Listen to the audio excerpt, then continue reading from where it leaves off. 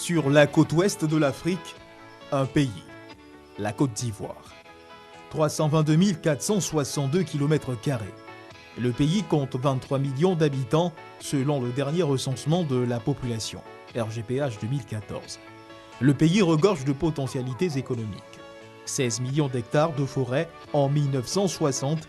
50 ans plus tard, il n'en resterait plus que 2 millions. Un couvert végétal rudement éprouvé par l'action de l'homme, l'agriculture étant la force motrice de l'industrie du pays.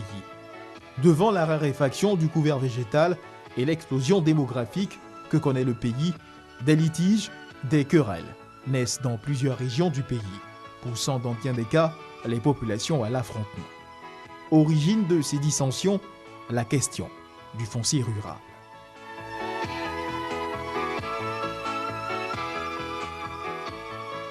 Nous allons renforcer votre droit à la propriété foncière rurale en intégrant dans la nouvelle constitution les dispositions de la loi relative au foncier rural qui prévoit que la terre ne peut appartenir qu'à l'État, aux collectivités territoriales et aux personnes physiques ivoiriennes.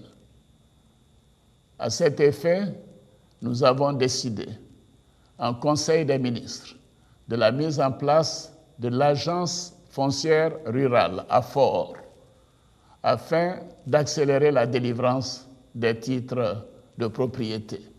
C'est l'une des annonces fortes du dernier message à la nation du président de la République, Alassane Ouattara, la création prochaine d'une agence d'exécution dédiée à la sécurisation du foncier rural, un domaine regroupant l'ensemble des terres cultivables situées en zone rurale. Selon les estimations, le domaine foncier rural du pays représente environ 23 millions d'hectares de terres, un potentiel agricole dont la gestion, durant plusieurs décennies, par les droits coutumiers a débouché sur une situation foncière confuse, marquée par une prolifération des transactions illégales et des conflits récurrents.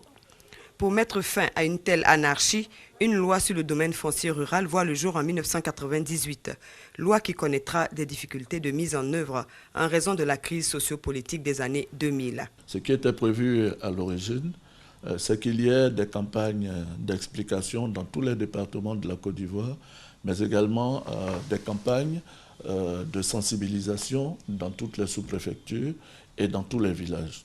Et la réalité est que ces opérations d'explication, de sensibilisation n'ont pas pu se faire véritablement. Il y a également que les procédures sont perçues comme étant complexes et longues. Après la crise post-électorale de 2011, le gouvernement Ouattara prend en main la question foncière.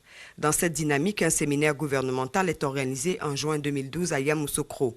De nombreuses décisions y seront arrêtées. Le positionnement du droit au cœur de la question foncière, la prise des textes d'application complémentaires et leur mise en œuvre, la délimitation et la sécurisation des terroirs villageois, la libération des terres illégalement occupées dans les forêts classées, parcs, réserves et aires protégées, le renforcement de l'engagement de l'État dans la réglementation foncière, notamment en matière de transactions foncières, de purge des droits coutumiers, de constitution de réserves foncières au profit des projets sociaux et par la promotion de la politique de l'aménagement foncier par les entreprises privées agréées. La réduction des lourdeurs administratives, la sensibilisation des populations en vue de l'application effective des dispositions législatives et réglementaires prescrites, la réduction et la simplification de la procédure d'obtention des titres, l'amélioration de l'accès à la justice et la célérité des procédures de règlement des conflits.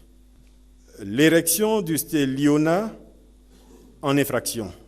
Le stéliona étant la fraude consistant à vendre ou à hypothéquer un même bien à plusieurs personnes ou à vendre un bien dont on n'est pas propriétaire. Ces nombreuses décisions vont sonner le déclic dans la mise en œuvre de la loi sur le domaine foncier rural.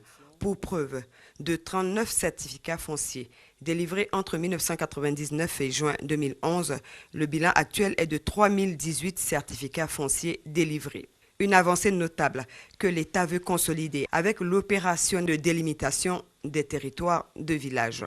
Ce avec le concours financier de ses partenaires au développement. Ainsi, la Banque africaine de développement prendra en charge la délimitation de 1761 territoires villageois, 1740 au compte de l'Union européenne via le Trésor public ivoirien et 1210 pour l'Agence française de développement à travers le contrat de désendettement développement. Nous avons la carte de la Côte d'Ivoire avec des départements, des sous-préfectures, des régions qui y sont dessinées. Mais tant que cette opération de délimitation des territoires du village n'a pas été menée à bien, tout cela reste artificiel. Ce que je veux dire en clair, c'est que si on a un problème entre un village A qui appartient à une sous-préfecture et un village B qui appartient à une autre sous-préfecture, les données qui sont disponibles sur la carte ne peuvent pas permettre de régler ces problèmes-là. Donc c'est l'opération de délimitation des territoires des villages qui va permettre de connaître les vraies limites des villages, mais également les vraies limites des sous-préfectures, les vraies limites des départements, les vraies limites des régions, ainsi de suite.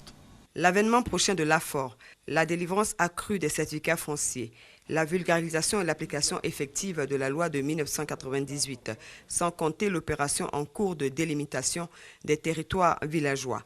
Autant d'initiatives qui marquent la détermination de l'État à résoudre définitivement l'anarchie dans la gestion du domaine foncier rural. La cohésion sociale et la paix durable sont à ce prix.